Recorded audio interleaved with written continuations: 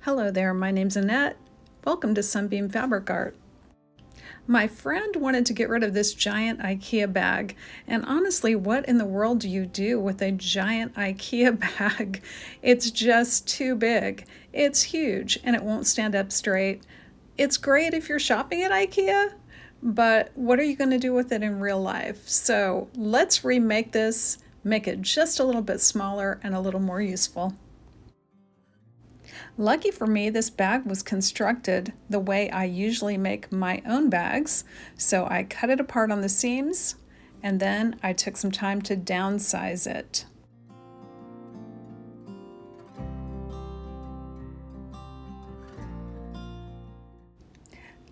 It was pretty obvious I was going to have to take quite a bit of length and width off of this bag. I went ahead and clipped the top edges of the bag together roughly. I'm not worried if it's precise, but I kind of just wanted it to stay together. Then I folded the bag over from side to side to make 4 edges of the bag all together.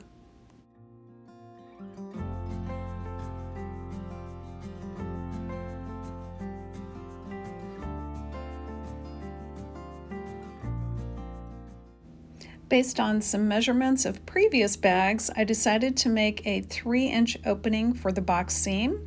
I left the corner of the opening exactly where it was, but I am cutting off all the bottom except for 3 inches, and then I'm cutting off all of the side except for 3 inches.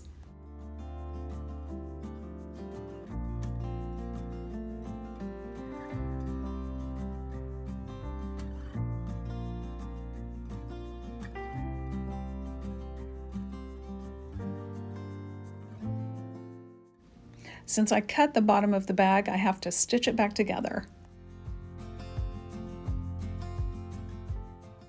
To do that, I just put the 2 edges together. I did not overlap them, and I did a nice wide zigzag stitch to hold them together. This joining does not have to be particularly strong. This is the lining of the bag. And there's also going to be some batting, and there's also going to be an exterior of the bag. So I am not worried about this seam coming apart.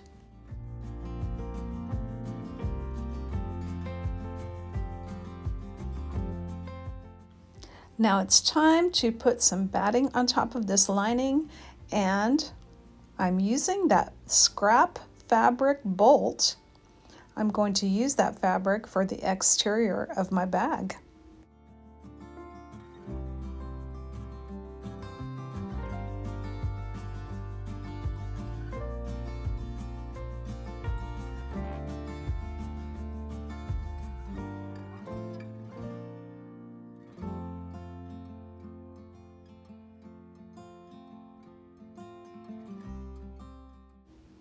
I'm going to stitch these 2 pieces I cut from my bolt. I'm going to stitch them right sides together. Then I'm going to trim the seam edge, and I'm going to press that seam flat so I will be ready to quilt this bag.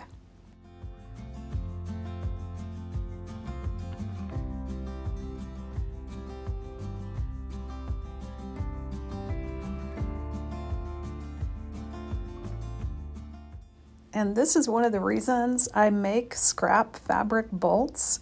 It's so nice to have this beautiful scrap fabric ready to go. I placed a couple of pins, not too many, just to hold this in place before I quilted it.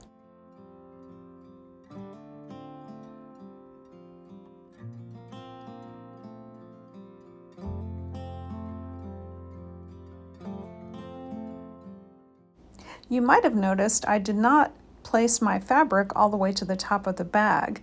That's because the straps are attached in a very strong way, and I did not want to interfere with that at all. So I'm going to make that blue top of the bag and the handles that came with it part of the bag.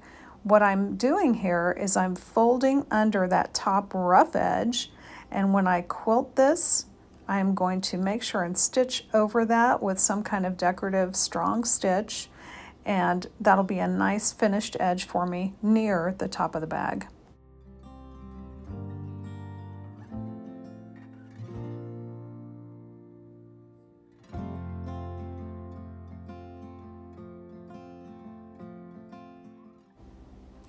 Then I changed my mind just a little bit.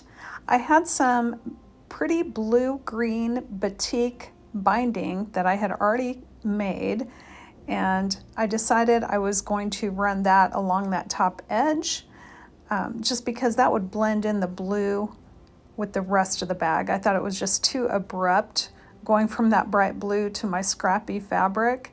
So I thought, well, I'll put some kind of fabric to pull it together in the middle. I also decided this bag needed a couple of pockets. I just looked in my scrap bin and I had some old orphan blocks. Just cut one in half and I made 2 pockets.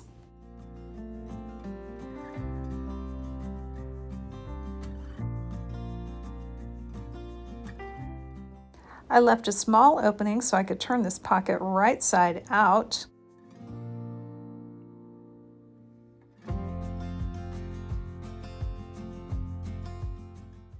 I carefully snipped off those corners, turned this little pocket right side out, and I used my little pokey tool to poke out those corners. Then I pressed my pocket as flat as possible and just set that aside until I was ready to stitch it to the bag.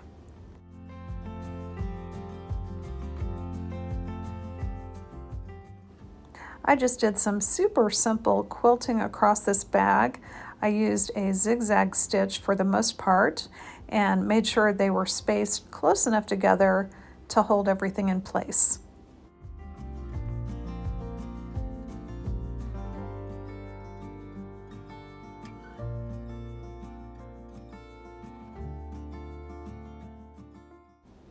I stitched the open end of my binding to the top of my fabric, then I flipped it up and stitched it down on both sides of the binding strip.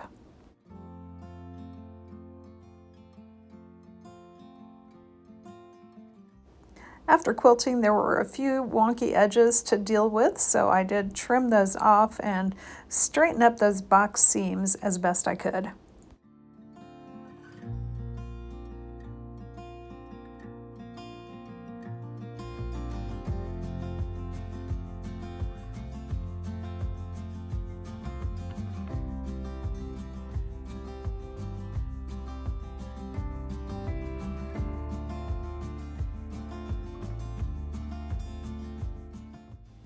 Now it's time to stitch on these pockets, and all I'm doing is centering them with that strap, that IKEA strap as my guide, figuring out which side I want to be facing out, and I'm going to stitch around 3 sides of my pocket.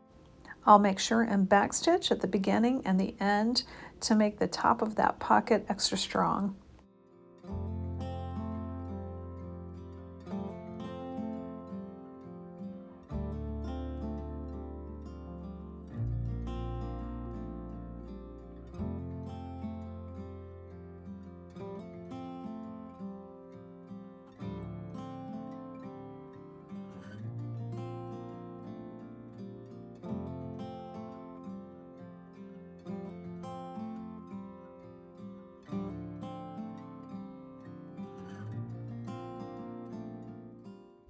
Next, I folded the bag together with the lining on the outside, and I stitched the 2 side seams.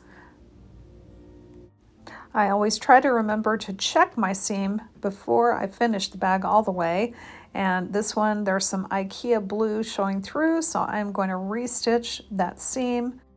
I also like to stitch a blanket seam on the very edge of these seams just to keep all the loose threads under control. Next, I opened up those box seams and stitched them the same way. First a regular seam, and then trimming that off and stitching a blanket stitch. And the last thing to do is turn this bag right side out. I'm going to have to give this IKEA bag fabric 5 stars for the inside of a tote. It's easy to clean, first and foremost. Any spills, you'll just be able to wipe them up. But the other thing about this lining this IKEA bag, now that it's a reasonable size, it stands up really well on its own.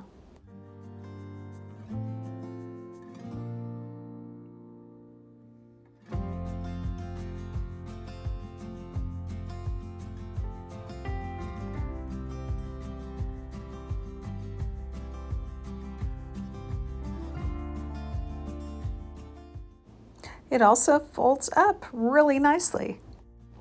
If I'm ever offered another IKEA bag, I will definitely say yes. Thanks so much for joining me today, and I hope to see you back again real soon.